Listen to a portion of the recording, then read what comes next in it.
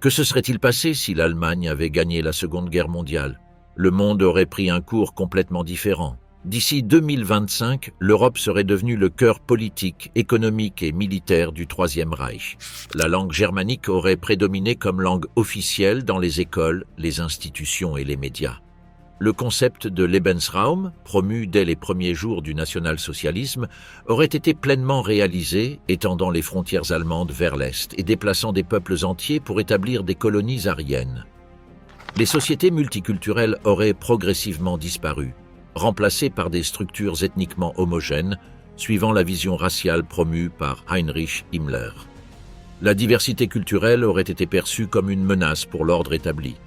Les valeurs germaniques traditionnelles, telles que l'obéissance, la discipline et le devoir envers l'État, auraient été des piliers fondamentaux de l'éducation et de la vie publique. La vision impossible, qu'arriverait-il au monde si les Alliés perdèrent la Seconde Guerre mondiale? Année 1944. Le monde est en guerre. L'opération Overlord, qui dans notre histoire a assuré la libération de l'Europe, échoue lamentablement. Les plages de Normandie deviennent un piège mortel. Hitler, convaincu de son invulnérabilité, lance une contre-offensive brutale qui repousse les Alliés de l'autre côté de la Manche. Churchill, politiquement affaibli, ne parvint pas à prendre pied même avec l'aide des États-Unis, qui furent débordés dans le théâtre du Pacifique et le dirigeant britannique fut remplacé. Le Royaume-Uni, isolé, bombardé et sans soutien américain efficace, signe une paix conditionnelle avec les nazis. L'Allemagne nazie établit un gouvernement collaborationniste à Londres et le moral des Anglais s'effondre rapidement. Les universités sont purgées selon les critères de la race aryenne dont rêvait Hitler. La BBC devient un organe de propagande national-socialiste. Dans le métro, on entend les discours du Führer à la place de la musique ou des informations locales. Sur le front de l'Est, l'hiver russe ne parvient pas à arrêter la Wehrmacht hitlérienne qui avance brutalement sur Stalingrad. La prise de Moscou en 1943 marque la fin de l'Union soviétique. Staline est exécuté sommairement et certaines parties de la Russie et des États soviétiques deviennent des provinces satellites du Reich, tandis que d'autres sont réduites à des réserves d'esclaves et à des goulags de travail forcé.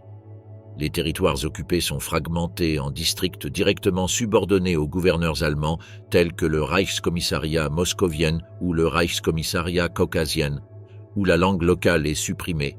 Les célébrations religieuses sont interdites et un régime de travail forcé avec des objectifs de productivité inhumains est appliqué.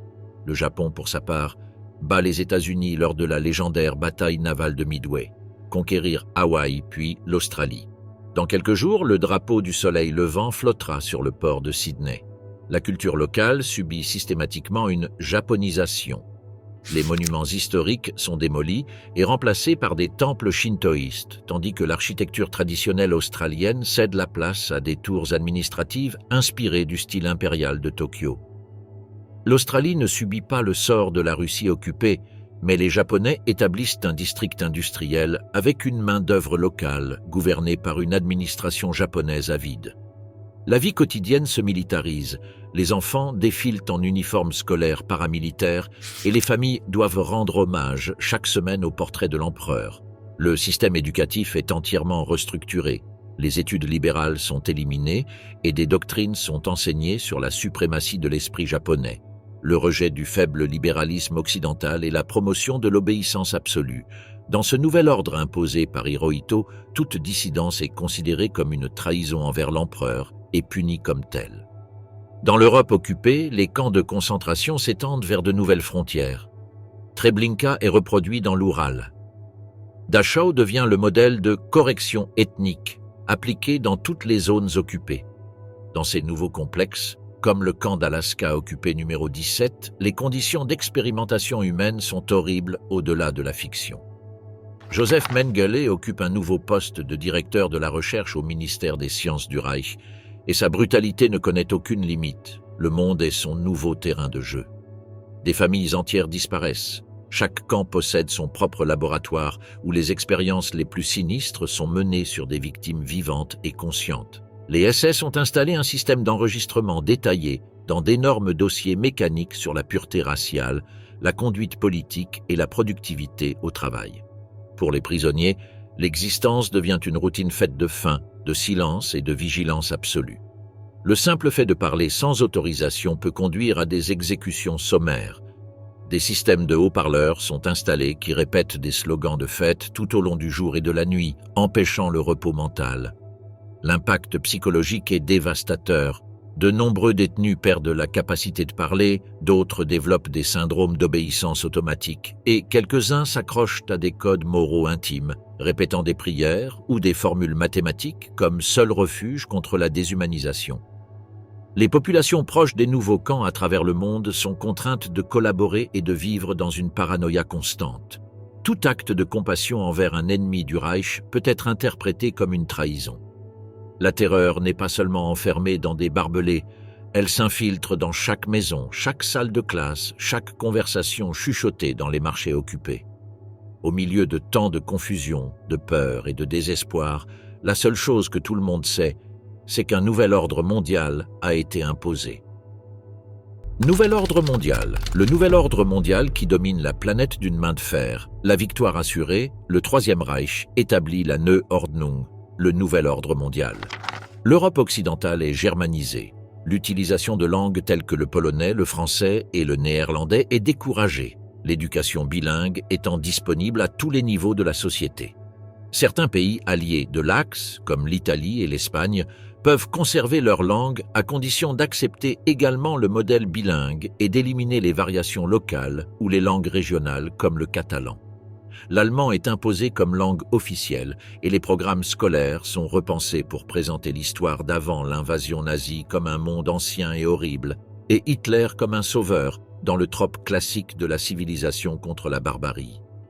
À Paris, la Tour Eiffel devient une station de radio d'État allemande, ce n'était pas nécessaire, mais Goebbels le considérait comme une grande icône de conquête. Les États-Unis d'Amérique sont fracturés et, au lieu d'un mur de Berlin, un mur du Mississippi est établi, divisant le pays en Amérique de l'Est et de l'Ouest. La vie sous l'occupation varie selon les régions. Sur la côte Est, aujourd'hui la Confédération américaine occupée par les forces d'Hitler, la population civile connaît un mélange de soumission forcée et d'adaptation.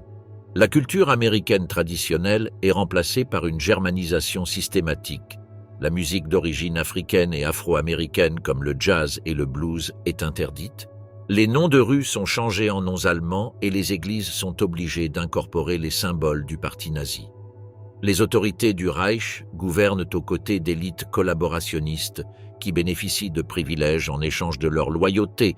Certains Américains fortunés qui avaient soutenu Hitler avant même la guerre jouissent de positions privilégiées. Walt Disney est le nouveau ministre de la Culture par intérim et Henry Ford est le nouveau ministre de l'Industrie et des Transports jusqu'au jour de sa mort. Le système éducatif est en cours de restructuration pour inculquer les valeurs nationales socialistes et éradiquer la pensée libérale. La police secrète, présente dans chaque quartier, alimente une culture de la peur et de la dénonciation. Pendant ce temps, sur la côte pacifique, appelée Protectorat du Pacifique Nord sous domination japonaise, la vie quotidienne est régie par une stricte hiérarchie impériale. Les citoyens sont classés en fonction de leur fiabilité et ceux jugés problématiques sont enfermés dans des camps de rééducation. Dans les écoles, les enfants apprennent l'histoire du Japon, rendent hommage à l'empereur Hirohito lors des cérémonies matinales et pratiquent la calligraphie avec des caractères kanji. Les fêtes traditionnelles américaines sont remplacées par des célébrations du calendrier japonais. Malgré la surveillance, des réseaux de résistance persistent dans les deux territoires occupés. Des bibliothèques clandestines, des stations de radio cachées et des communautés secrètes qui enseignent l'histoire et la littérature interdites, mais nous y reviendrons plus tard. La vie quotidienne est un exercice de vigilance et d'adaptation constante, où les Américains apprennent à survivre entre le silence et la subversion. En Amérique de l'Est, les noms des villes changent. Boston devient la Nouvelle-Orléans. Neuendorf et New York deviennent Neu-Berlin. L'identité culturelle se dissout, remplacée par une fusion oppressive orchestrée par des ministères de propagande et des architectes idéologiques. Hollywood tombe aux mains de Goebbels et se transforme en un studio d'État qui produit des films héroïques ariens et des histoires d'honneur de samouraïs. En Amérique latine, les régimes fascistes prospèrent. L'Argentine, le Brésil et le Chili devinrent des États clients du Reich. ainsi que des lieux de villégiature estivale pour les nazis et la noblesse japonaise. Les universités locales adoptent le modèle nazi d'enseignement racial. L'Afrique tombe exclusivement entre les mains de l'Allemagne. Le Reich fait du continent sa principale ressource géographique en matières premières, combustibles fossiles, minéraux rares et pierres précieuses. Dans la nouvelle vice-royauté en Africa ou vice-royauté d'Afrique, les puissances coloniales de l'Axe rétablissent l'esclavage sous l'euphémisme de servitude héréditaire. Hommes, femmes, enfants et vieillards travaillent sans relâche et dans les pires conditions à extraire et à récolter des produits pour le Reich. Dans des pays comme le Congo, l'Afrique du Sud et le Soudan, des poches de résistance locales ou britanniques sont noyées dans le sang. Le Vatican survit, mais sous surveillance constante. Les services de renseignement du Reich surveillent chaque sermon, chaque encyclique, chaque activité du clergé. De nombreux cardinaux disparaissent mystérieusement ou sont remplacés par des personnalités proches de l'idéologie du régime.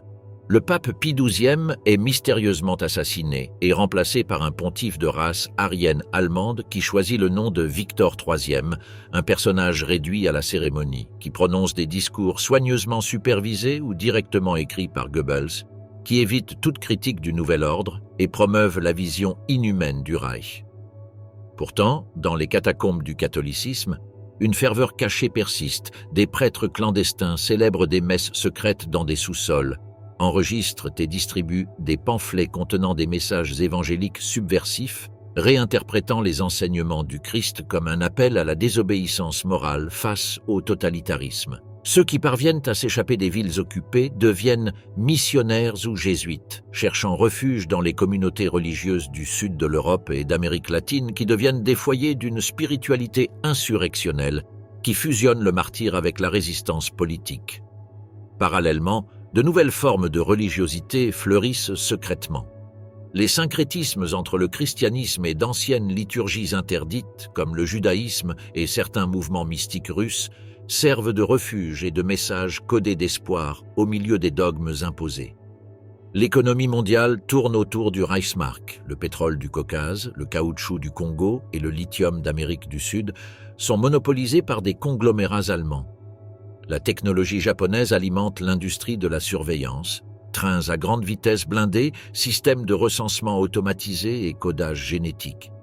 Sous ce nouvel ordre, le progrès est modéré. Le monde progresse dans le domaine scientifique uniquement dans la mesure où il renforce le contrôle, la pureté ou la domination. Le Japon, pour sa part, progresse dans le domaine de la robotique domestique et des systèmes de surveillance urbaine. La science cesse d'être un outil et devient un instrument de haine. L'évolution de l'horreur, développement scientifique et technologique dans un monde dominé par Hitler. Dans un monde dominé par l'Axe, la science n'est pas libre, mais esclave du pouvoir. La recherche n'a pas pour but de libérer les êtres humains, mais de les enchaîner plus efficacement. Avec la chute de Bletchley Park et l'exécution d'Alan Turing en 1944 pour espionnage et subversion idéologique, principalement en raison de son homosexualité, le développement de l'informatique en Occident s'est arrêté. Sans le décryptage du code Enigma, la suprématie cryptographique du Troisième Reich est restée intacte pendant des décennies. Les machines de chiffrement Lorenz sont améliorées et distribuées dans tout l'appareil militaire et civil allemand. La course à l'informatique prend plutôt une autre direction. Un réseau proto-numérique de cartes perforées biométriques intégré au recensement génétique est en cours de développement à Berlin. Chaque citoyen du Reich est classé, suivi et enregistré dès sa naissance. IBM, nationalisé par le Reich après l'annexion de ses bureaux européens, fournit les machines Hollerith qui alimentent ce panoptique bureaucratique. Des algorithmes rudimentaires de prédiction comportementale sont conçus sur la base des études inexactes et douteuses de Cesare Lombroso, le médecin et criminologue italien qui s'est consacré au développement de méthodes permettant d'identifier les criminels en fonction de leurs traits.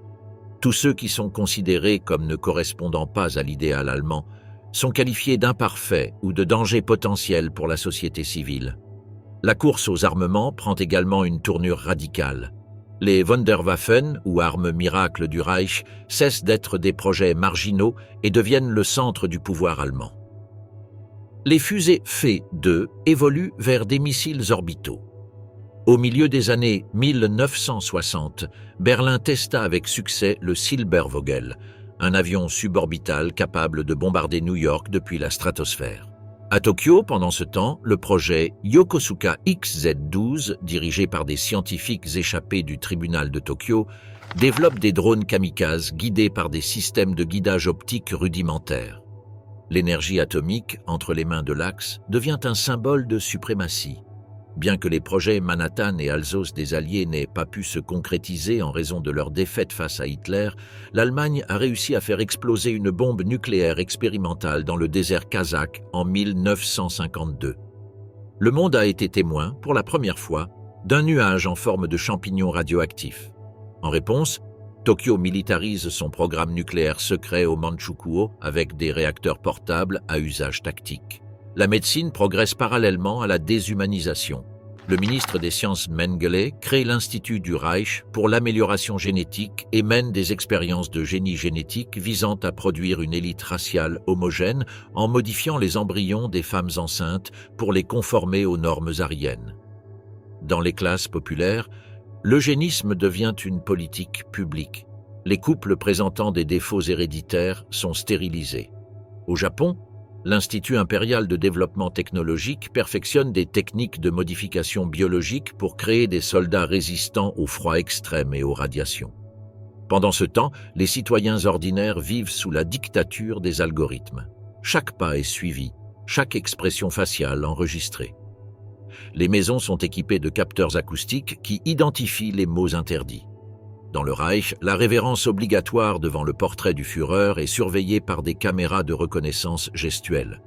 Ceux qui ne s'y conforment pas risquent la rééducation ou la disparition. Les universités ne sont plus des centres de connaissances ouvertes. La philosophie, les arts et les sciences sociales sont réprimés. Seul ce qui est utile au régime est enseigné. Les mathématiques appliquées au contrôle balistique, l'ingénierie des infrastructures du Reich, la biologie raciale.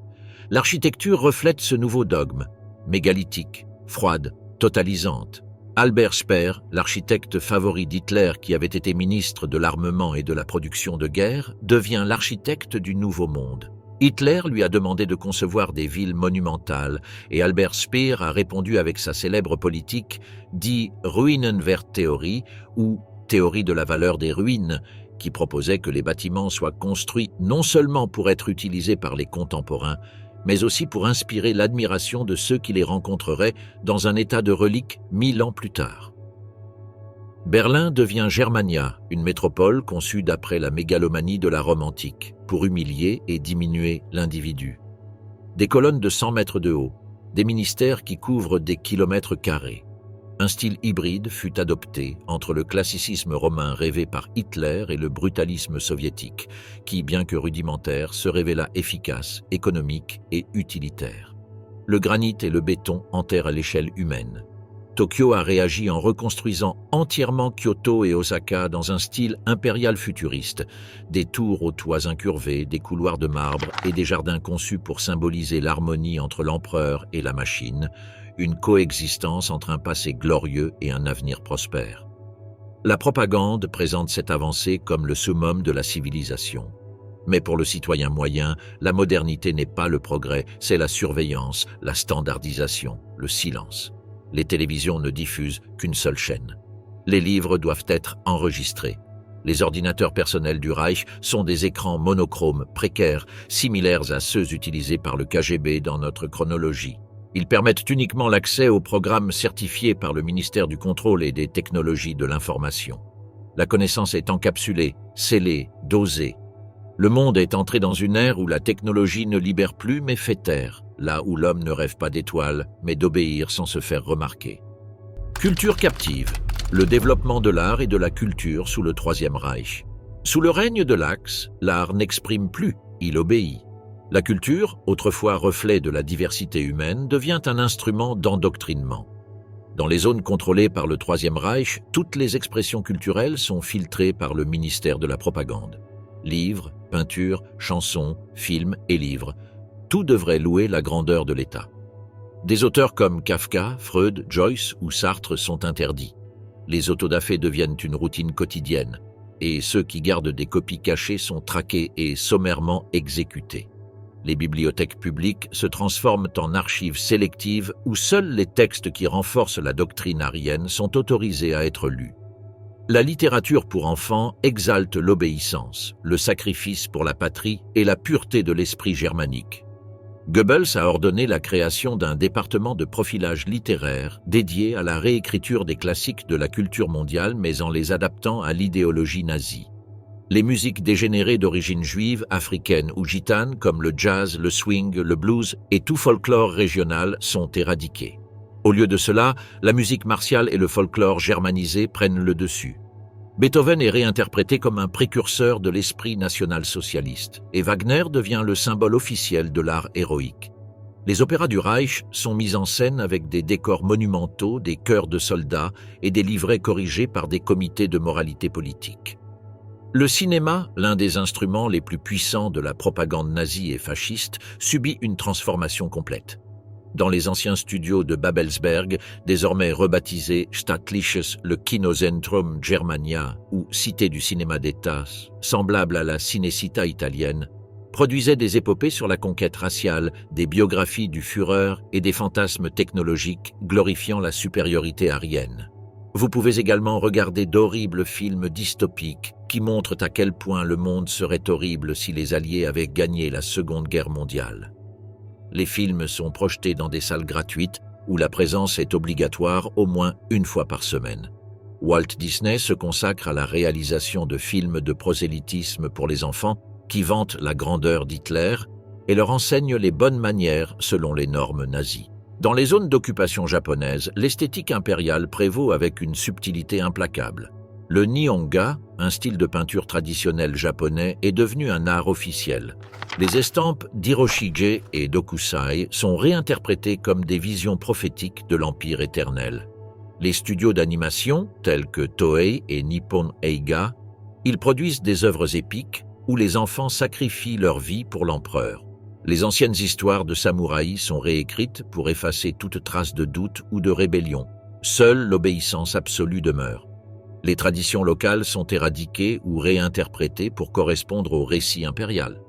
Aux Philippines, par exemple, les danses traditionnelles se transforment en chorégraphie militaire. En Corée, les noms coréens sont interdits et les fêtes historiques sont remplacées par des célébrations de la naissance d'Hirohito. La Chine est la région la plus difficile où établir une présence culturelle, et les Japonais préfèrent mélanger leurs traditions avec celles des locaux pour les rendre plus tolérables. La langue devient un champ de bataille. Le japonais domine les écoles, les journaux et les panneaux de signalisation.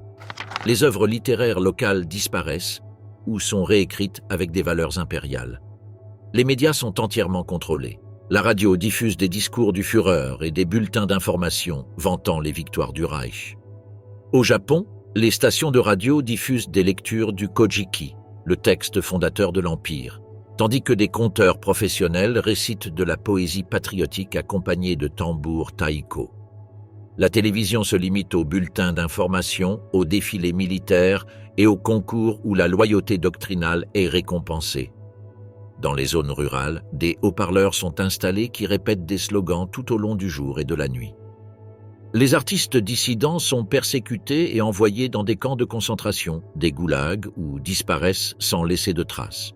Certains rejoignent des mouvements de contre-culture underground. Dans les sous-sols de Berlin, des groupes de poètes récitent des vers interdits à la lueur des bougies. Sur la côte californienne, des musiciens exilés de la vieille tradition du jazz se réunissent pour jouer en code. La culture de la résistance s'écrit dans les marges. Graffiti avec des citations de Camus ou de Primo Levi, manuscrits copiés à la main. Pièces jouées dans des maisons privées sous une surveillance extrêmement confidentielle. L'identité, fragmentée, se dissout dans une mer de propagande. Les générations nées après la victoire de l'Axe grandissent sans connaître aucun autre récit.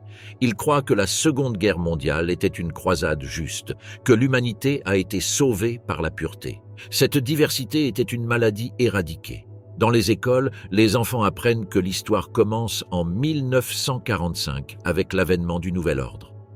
Ainsi, l'art ne provoque plus, n'interroge plus, ne libère plus, ça ne sert qu'au pouvoir. La culture a été prise en otage par un empire qui ne tolère que les échos de sa propre voix. Progrès sans âme, la science dystopique du Troisième Reich. La science est un outil puissant. Entre de mauvaises mains, il devient un instrument de contrôle, de mutilation morale, de domination absolue. Sous le régime de l'Axe, la connaissance n'est pas la liberté, c'est la surveillance, c'est l'eugénisme, c'est la répression technologique. Avec son nouveau poste de ministre, Joseph Mengele transforme ses expériences d'Auschwitz en protocoles standards qui sont reproduits dans des dizaines de centres, du Groenland au Tibet occupé. Les enfants sont classés en fonction de l'asymétrie crânienne, de l'élasticité vocale et de la vitesse de réponse aux stimuli douloureux. La génétique, dépouillée de toute éthique, devient une machine à classer la pureté. Les progrès de la biotechnologie permettent la mise en place de registres génétiques obligatoires. Chaque citoyen européen doit porter un tatouage de code biométrique invisible. Ces données alimentent les archives centrales de Berlin, où des algorithmes, exploités par des ordinateurs rudimentaires de type ZUS Z4, décident des autorisations de reproduction, de mobilité ou d'emploi. Les personnes présentant des défauts héréditaires, des antécédents de maladies cardiaques, une myopie sévère, des antécédents de dépression, des tendances homosexuelles ou des enfants métis avérés sont stérilisés sans consentement. Dans le système médical du Reich, il n'y a pas de patients, seulement des unités fonctionnelles. La douleur est une variable acceptable si elle conduit à l'efficacité. Des hôpitaux, comme l'Institut Kaltenbrunner de Prague, se spécialisent dans la prolongation de la durée de vie des travailleurs esclaves par le biais de chirurgie forcée, de prothèses expérimentales et de l'utilisation de drogues psychoactives. Le but n'est pas de guérir, mais de vous maintenir debout.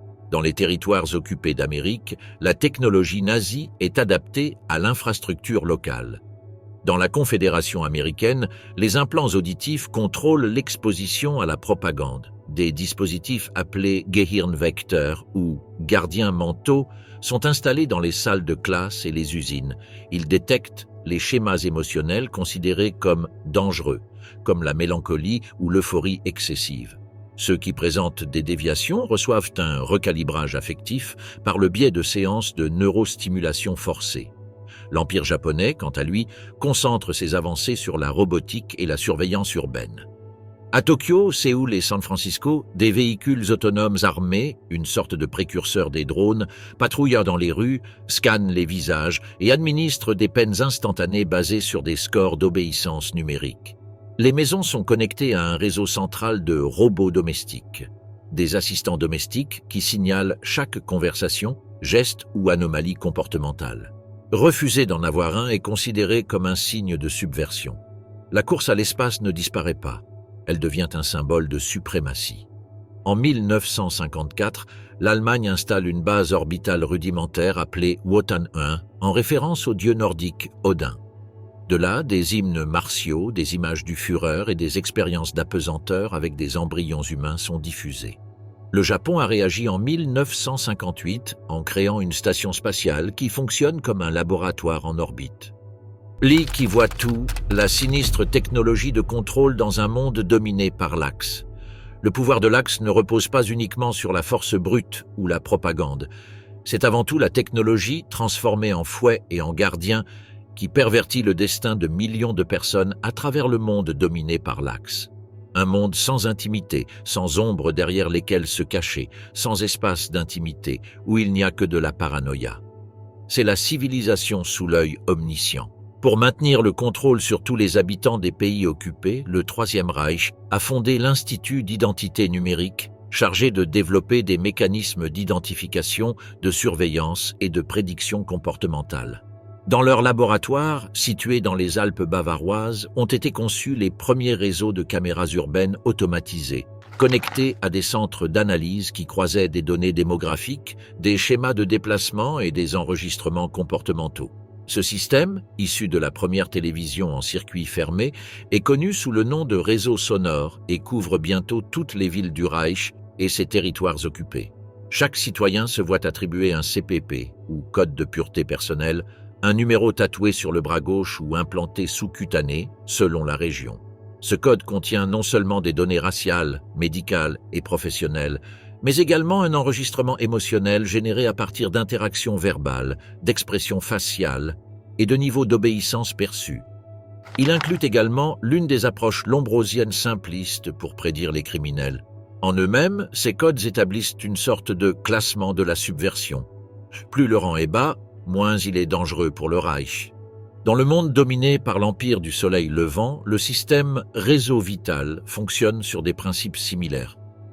Grâce à des capteurs acoustiques installés dans les maisons, les salles de classe et les bureaux, il analyse l'intonation émotionnelle de la parole, de sorte qu'il n'est même pas nécessaire pour un citoyen de signaler une autre personne.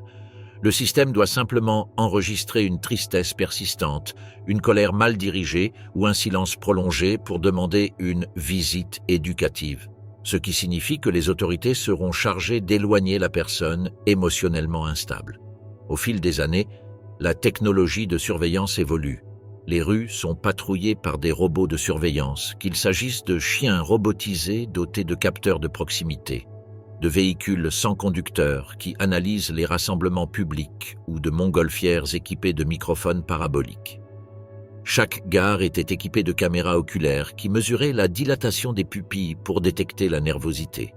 Dans les bâtiments gouvernementaux, les ascenseurs sont activés uniquement par des lectures biométriques, empreintes digitales ou scans de l'iris.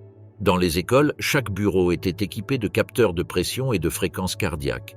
Dans les foyers, les écrans sont obligatoires, donc chaque famille possède au moins une télévision publique qui diffuse en continu des discours, des hymnes et des rapports de productivité, et qui peut être allumée automatiquement si le gouvernement le souhaite. Mais il dispose également d'une caméra, comme les ordinateurs portables modernes, donc une absence prolongée de l'appareil, ou dans le cas de discours du Führer ou de l'empereur, constitue un motif d'enquête. L'intimité domestique est détruite. La famille vit sous surveillance, et même les prières murmurées peuvent être interprétées comme des signes d'hérésie idéologique. Les mouvements de population sont surveillés par un bracelet numérique obligatoire ou une puce électronique implantée. Pour prendre un train, acheter du pain ou rendre visite à un proche, vous devez scanner votre appareil dans les stations connectées au ministère du Contrôle intérieur. L'algorithme décide si l'autorisation est accordée. Si le sujet est signalé pour subversion ou suspicion, il est immédiatement arrêté. Les corps n'étaient pas une propriété privée. Les zones rurales, longtemps isolées, sont désormais sous contrôle gouvernemental. Dans les vastes campagnes chinoises, d'immenses tours de guet équipées de panneaux solaires sont installées, tout comme dans les régions agricoles des États-Unis ou dans les campagnes africaines. Sur ces tours, des drones lançaient des haut-parleurs flottants qui répétaient des slogans comme des mantras. L'ordre, c'est la vie. Le silence est la santé. Le Führer vous voit, l'empereur vous écoute. Le travail libère. À mesure que l'informatique se développe et que de nouveaux ordinateurs et disques durs apparaissent, les centres de données des grandes villes stockent des millions de gigaoctets d'informations sur l'humanité. Une erreur de frappe, un sourire face à une phrase incorrecte, un coup d'œil fugace sur un graffiti illégal peuvent marquer la fin d'une vie. La sanction est automatique. Gel des comptes bancaires et expropriation des biens personnels, radiation de l'état civil, disparition sans procès, sans avocat, sans appel, ni témoin. Espérons qu'il s'agisse simplement d'un rapport numérique envoyé à la famille. Votre parent a cessé d'exister par ordre du destin national et du bien du Reich. Petit à petit, la technologie cesse d'être un outil et devient un maître sans visage, sans calendrier et sans pitié. Un dieu fabriqué en laboratoire, dont le seul commandement était l'obéissance parfaite. Le rêve du dictateur, contrôler non seulement ce que vous faites, mais aussi ce que vous pensez, et pire encore, ce que vous n'avez même pas encore osé penser. Né de la peur, l'éducation est la vie de ceux nés sous le régime de l'Axe. C'est une chose de conquérir le monde. Un autre objectif, plus ambitieux, est de conquérir l'esprit du futur. Pour le Troisième Reich et l'Empire japonais, la victoire militaire lors de la Seconde Guerre mondiale n'était que la première étape. L'essentiel était de façonner une nouvelle humanité, incapable même d'imaginer la liberté. Ainsi, les enfants nés après 1950 dans ce nouvel ordre ne connaissent rien d'autre. Pour eux, la guerre est un mythe, la démocratie un mot vide de sens, et la liberté représente les possibilités limitées dont ils disposent dans le cadre de leurs conditions sociales. Il n'y a aucun mérite ni possibilité d'avancement social. Ce sont des enfants de la peur, élevés non pas pour réfléchir mais pour obéir. comme Mussolini l'avait déjà proposé dans les années 1930 lorsqu'il disait « L'italien correct est celui parlé à Rome », et Franco suivra plus tard avec l'obligation de parler espagnol dans toute l'Espagne. Sur tout le territoire de l'Axe, l'éducation devient le principal champ de bataille idéologique. Les systèmes scolaires sont en train d'être repensés de fond en comble. En Allemagne, le ministère de l'Éducation et de la Pureté a mis en place une pédagogie centrée sur l'obéissance totale, l'entraînement physique et l'idolâtrie du Führer. Les manuels scolaires commencent par des citations de Mein Kampf et se terminent par des exercices sur la façon de dénoncer son prochain. On apprend aux enfants que dénoncer est un acte de patriotisme, que l'amour de la patrie est supérieur à l'amour de la famille et que la pensée indépendante est un symptôme de déviance génétique. Dans les écoles japonaises du protectorat du Pacifique, les enfants commencent la journée à genoux devant un portrait de l'empereur Hirohito, récitant des vers qui exaltent la divinité de leur lignée. L'histoire est enseignée comme une épopée impériale ininterrompue. Il n'y a pas de défaite, pas de crime, seulement de la gloire et du destin. La calligraphie est utilisée comme une discipline pour forcer une attention absolue. Toute erreur dans la forme du kanji est considérée comme un manque d'esprit national. Les mathématiques sont utilisées pour expliquer la supériorité raciale à travers des problèmes statistiques. En biologie, les théories eugéniques sont étudiées. Dans l'histoire, toute mention de l'Holocauste est supprimée, qui est rebaptisée « Grande Purge patriotique » ou des mouvements de résistance appelés « le mal ancien ». Au lieu de cela, on enseigne que les ennemis du passé étaient des traîtres à l'ordre naturel. La géographie présente une carte du monde où tous les pays ont de nouveaux noms imposés par l'Axe et où aucune frontière n'existe sans l'approbation du Reich ou du trône. Les récréations sont surveillées par des brigades scolaires, sur le modèle mis en place par les SS dans les camps de concentration, où certains élèves sont désignés capots et récompensés pour avoir signalé tout comportement suspect parmi leurs camarades. Dans de nombreuses écoles, les enfants qui dénoncent leurs propres parents reçoivent des médailles et des avantages scolaires. L'école n'est pas seulement une usine à obéissance, c'est un terrain d'entraînement à la trahison émotionnelle. Les programmes de rééducation vont au-delà de la salle de classe. Pour les jeunes qui font preuve de doute, de désobéissance ou d'empathie envers les subversifs, il existe des centres de réforme pour mineurs. Inspirés de certains centres d'endoctrinement des jeunesses hitlériennes, ces centres isolent les jeunes dans des camps, où ils sont endoctrinés par des exercices et des rencontres avec des dirigeants du parti. Là, on le répète ad nauseam. Le Führer vous aime, l'empereur vous protège, votre doute est une trahison. Les générations nées sous l'Axe n'ont pas de passé à se rappeler. Mais il y a quelque chose que le régime ne peut pas effacer, l'intuition. Un soupçon vague, enfoui dans le langage, dans des gestes non appris, dans des rêves qui n'obéissent pas à la propagande, ces regards craintifs de leurs parents, ces sujets interdits à la table familiale mais qui font frémir les joues des grands-parents. Ces regards de peur aux images du match, c'est là que la fissure commence. C'est là, peut-être, que commence l'avenir. Ombre dans l'Empire, les premiers vestiges de la résistance mondiale. Dans un monde dominé par l'Axe, l'espoir devient un crime. Mais même dans les coins les plus sombres, la résistance respire, se bat et survit. Les régimes totalitaires du Reich et de l'Empire japonais ont construit un système basé sur la peur, la surveillance et la réécriture de la réalité. Mais aucune tyrannie n'est absolue. Partout sur la planète, sous des couches de silence, fleurissent des mouvements qui refusent d'accepter le joug. Dans les anciennes colonies soviétiques, dans les forêts de Biélorussie et dans les ruines de Kiev, des vestiges de l'armée rouge survivent. Ils ne combattent plus avec des chars, mais avec des sabotages, des stations de radio clandestines et des attaques éclairs sur les infrastructures clés du Reich. Ils se font appeler les sans-visages et opèrent sans chef visible pour éviter d'être infiltrés. Ils portent des masques avec d'anciens symboles slaves et portent une seule devise, se souvenir, c'est résister. Dans l'Europe occidentale occupée, de petites cellules insurrectionnelles opèrent à partir d'églises secrètes, de librairies clandestines et de stations de métro abandonnées. À Paris, le groupe Écolibre imprime des tracts contenant des poèmes codés. À Londres, le Second Commonwealth, dirigé par d'anciens agents du MI6, organise des missions de sauvetage et des falsifications de documents. Leur existence est une guerre contre l'oubli. Aux États-Unis, pays divisé, la résistance prend de nombreuses formes. Dans la Confédération américaine, des groupes afro-américains, des juifs cachés et d'anciens militaires collaborationnistes repentis ont découvert le réseau clandestin, une chaîne de tunnels, de maisons sûres et de transmissions codées reliant des villes comme Atlanta, Détroit et New York. Ils utilisent des signes dans des partitions musicales, des recettes de cuisine modifiées et des tatouages symboliques comme code de communication. Sur la côte pacifique, le contrôle japonais est plus rigide, mais pas absolu. Dans les vallées de l'Oregon et les montagnes de Californie, d'anciens militaires, des libéraux, des Amérindiens et des dissidents forment les communautés du brouillard.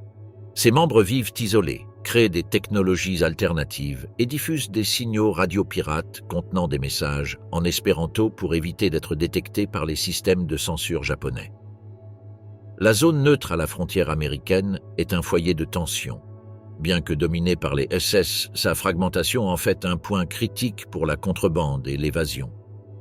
Des chefs clandestins organisent des attaques de sabotage contre des trains et des points de contrôle. Ces membres utilisent des déguisements volés à l'ennemi et racontent de fausses histoires en plusieurs langues pour percer les murs. Chaque traversée réussie est une victoire morale. En Amérique latine, la résistance prend des formes diverses. En Argentine, de jeunes étudiants universitaires ont créé le mouvement Libre del Sur, qui infiltre les stations de radio avec des chansons subversives et des manifestes politiques cachés dans des disques vinyles. Au Mexique, des paysans et des prêtres ruraux forment la Garde d'Agave, un groupe de guérilla qui défend les communautés indigènes contre le pillage des ressources naturelles par les conglomérats du Reich. Leur devise est simple: terre, mémoire et langue. En Afrique, la lutte est existentielle. Là-bas, le racisme impérial est brutal et n'a pas besoin d'un masque d'humanité pour le cacher. Au Congo, l'armée de l'Étoile Noire attaque les mines et les convois allemands depuis la jungle, tandis qu'en Afrique du Sud, un groupe appelé Free Ubuntu rassemble d'anciens prisonniers et des dissidents pour saboter des laboratoires génétiques où des expériences sont menées sur la population locale. La mort est presque certaine, mais les membres le savent.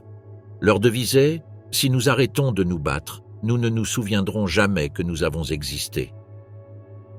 Même au Japon, le centre de l'Empire, il existe des dissensions. Un petit cercle d'artistes, d'ingénieurs et d'anciens soldats travaillent dans l'ombre pour préserver la mémoire des crimes impériaux.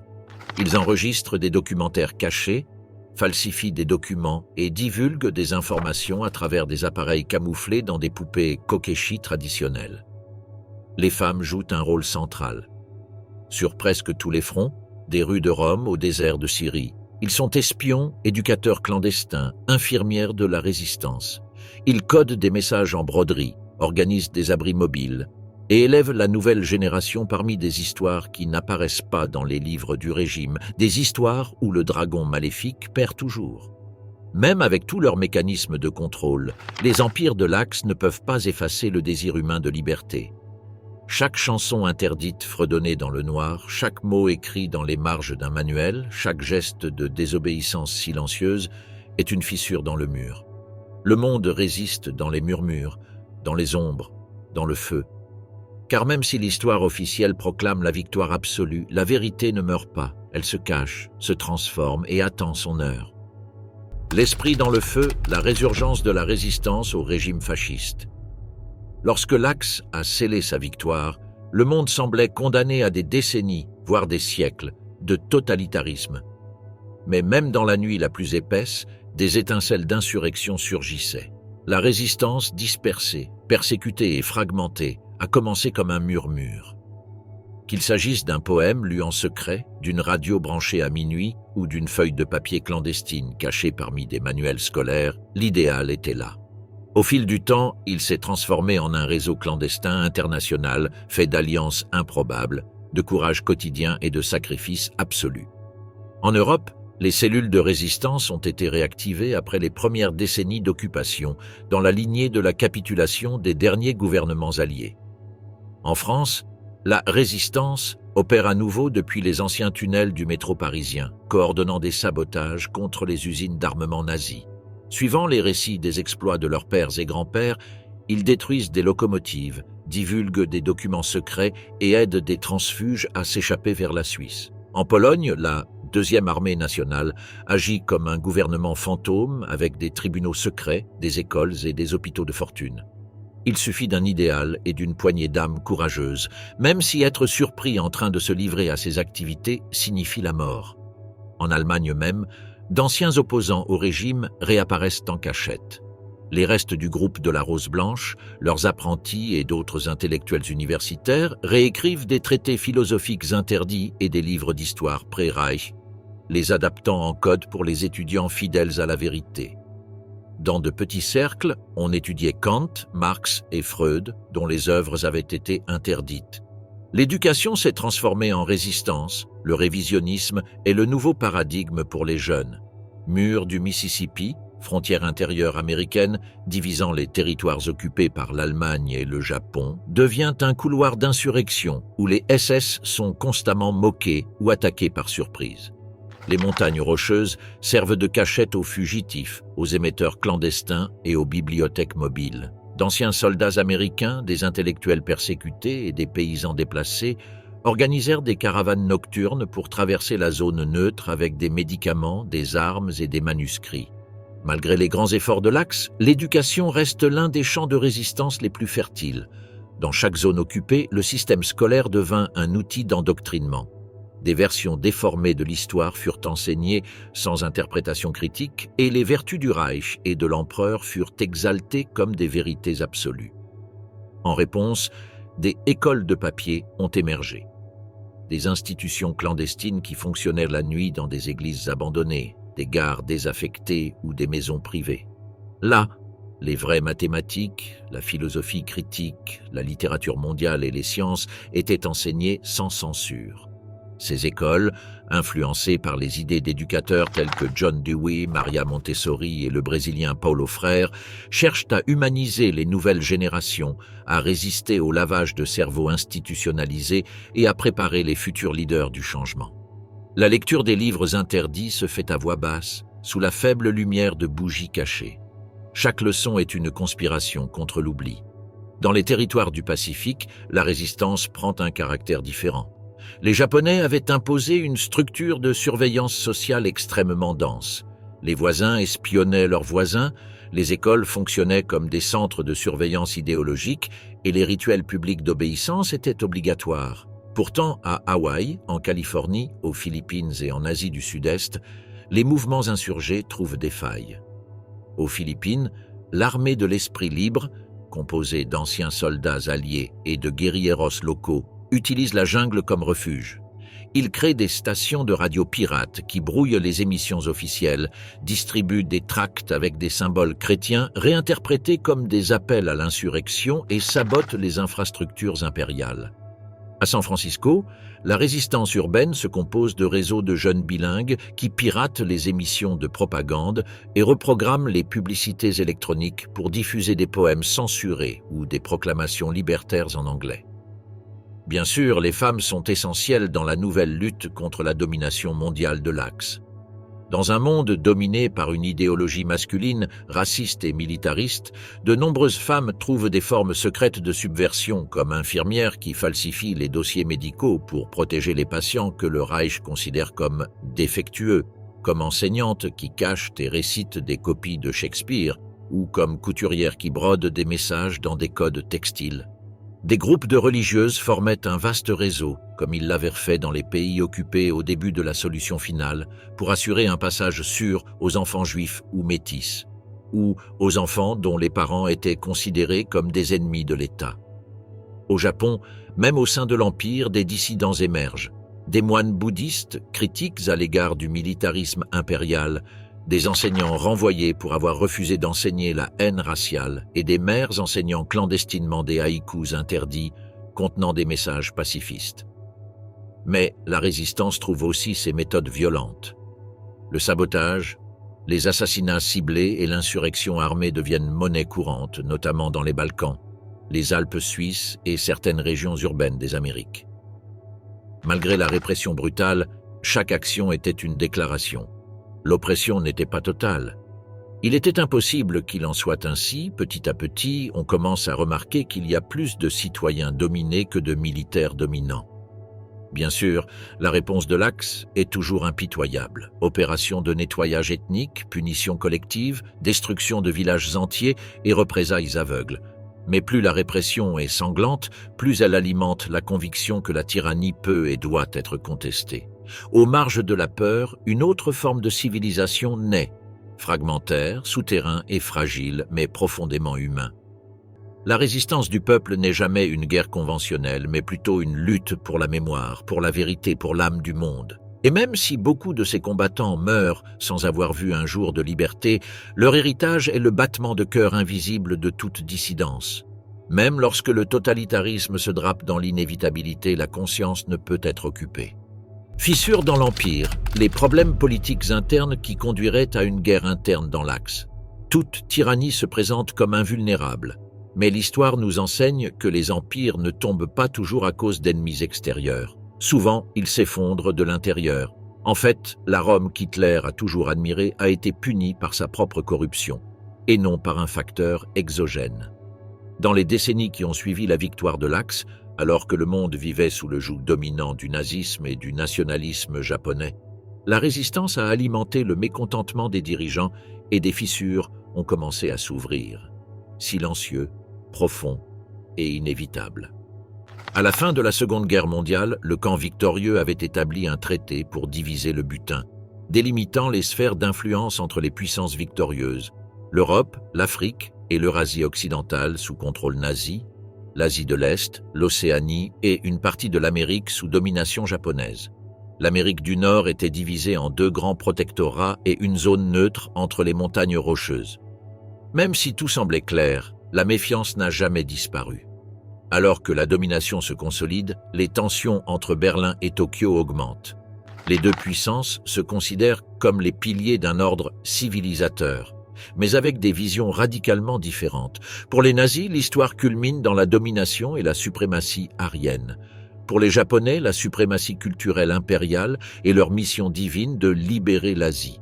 La coexistence a toujours été forcée. En fait, les Allemands et les Japonais ne se sont jamais considérés comme égaux, tout comme Hitler ne considérait pas les Italiens comme égaux, même s'il admirait Mussolini. Les premiers signes de rupture apparaissent dans les régions frontalières. Dans ce qui était autrefois les États-Unis, les militaires allemands de la Confédération américaine accusent leurs homologues japonais, qui étaient en charge du protectorat du Pacifique Nord, d'avoir infiltré des agents sur le territoire nazi pour fomenter la désobéissance civile parmi les citoyens germanisés. Tokyo, pour sa part, pointe du doigt l'expansionnisme économique allemand en Corée et au Vietnam comme des actes de provocation, tandis que la hausse des coûts de l'énergie, pratiquement monopolisée par les politiques extractives du Reich en Afrique et dans l'ex-Union soviétique, ajoute de l'huile sur le feu. Les conflits s'intensifient avec la guerre de l'information. Les 2 blocs commencent à sponsoriser des réseaux clandestins sur le territoire de l'autre. Berlin finance des dissidents bouddhistes et des guérilleros aux Philippines. Tokyo encourage les mouvements anti-nazis en Pologne et dans le Caucase. Cela donne lieu à une sorte de guerre froide entre alliés. Sous la surface, le contrôle mondial est disputé entre 2 puissances très claires, un axe que le monde ne pourrait jamais laisser derrière lui, tout comme il ne le pourrait pas dans notre chronologie. L'Ouest contre l'Est. Bien sûr, toute instabilité ne vient pas de l'extérieur. Au sein même du Reich, les tensions idéologiques commencent à monter. Après la mort d'Hitler, une lutte politique brutale pour la succession éclata. Heinrich Himmler, chef de la SS, propose un Reich purifié, mystique et théocratique dans son culte du destin arien ou du Übermensch. Hermann Göring, quant à lui, défend une technocratie expansionniste fondée sur l'industrie, l'ordre et le pouvoir économique. La Wehrmacht, force militaire traditionnelle de l'Allemagne, qui avait accepté de s'adapter à la folie du Reich, se sentait de plus en plus supplantée par le pouvoir croissant des SS, devenu un État dans l'État avec ses propres usines, tribunaux et universités. En secret, de nombreux officiers militaires de haut rang complotent une fois de plus contre les dirigeants nazis pour restaurer l'honneur prussien et démanteler l'appareil idéologique radical des SS. La Wehrmacht avait déjà tenté de tuer le Führer une fois lors de l'opération Valkyrie, et cet échec n'avait pas été oublié. Le résultat de tous ces conflits est un État policier en constante purge interne. Chaque année, des généraux disparaissent, des enseignants sont exécutés et des régiments entiers subissent des purges préventives. Dans l'Empire japonais, les conflits sont plus subtils mais non moins corrosifs.